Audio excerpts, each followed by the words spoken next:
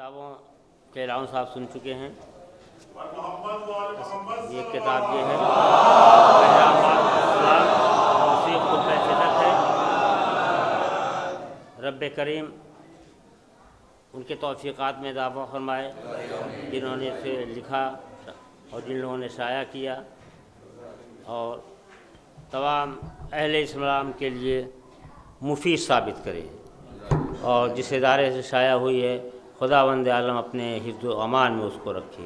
एक किताब ये है महर आमाद इस्लाम और दूसरी खुतबा फिदक है। ज़हन नशीं रखिए और इसका मुतालिया कीजिए और इसके जो अच्छे मतालिब हैं उनको कलेजे से लगाइए।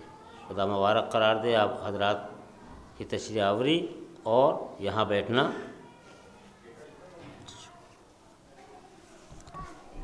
मैं हुज्जतुल इस्लाम वल मुस्लिमीन मौलाना सैयद कैसर हुसैन नजफ़ी साहब क़िबला का शुक्रगुज़ार हूँ कि वो तशरीफ़ लाया और इन्होंने किताब का रस्म इजरा करने की ज़हमत फरमाई।